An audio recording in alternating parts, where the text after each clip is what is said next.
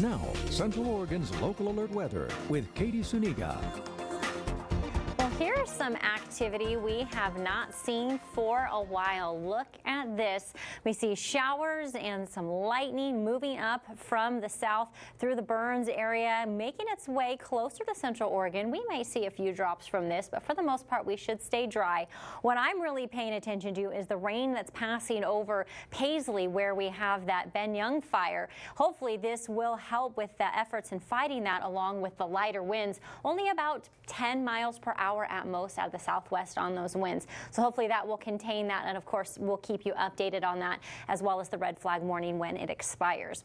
Here's a look at the winds right now across the state. 18 miles per hour in Pendleton, 22 is our strongest here in the Dalles. Our winds are right where we think that they should be, anywhere from about 15 to 20 miles per hour sustained tonight. Gusts up to 25 overnight. Pick back up again tomorrow. We're looking at pretty much the same, maybe just a little bit lighter on our gusts. Temperatures were warm again today, quite a bit of 90-degree temperatures again, but no three-digit temperatures today, and we were not up into the high 90s, more of the low mid-90s. Tomorrow, some relief for those of you that did not like those warmer temperatures. We're to below average and even into the 70s here in Central Oregon. 80s for a lot of the state, and then those mid to upper 70s for the valley. Here's what we're looking at right now for our temperatures. You can see we've begun to cool off a little bit. 80s in Sisters, Sun River on the Pine, and then the low to mid 90s in Warm Springs. Like I mentioned, still above average, still on the hot side, just not quite as hot as we've been the last couple of days.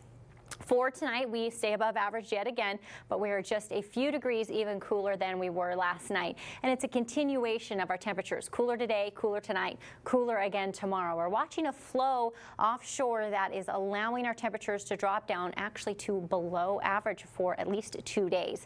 Here's how this is working for us. We've been watching, if you can barely see off here, this is where that high pressure system had been. It's continuing to drop, and that is allowing this ridge of, or should I say trough of low pressure, I should say, come down into the Pacific Northwest, and it just kind of hangs out for a couple of days, not allowing us to get as warm as we have been. We could see a few clouds also in the mix with this. Look in some of those moving across the region. A few more clouds than we have seen for a while, but for the most part, we are still staying on the clear side. If you have any allergies, it's most likely due to that pesky grass. We've seen this at the high level for multiple days in a row, and it should stay this way for us for the next few days as well. We're not indicating any chances for that to drop for the next 3 days at least. Temperatures.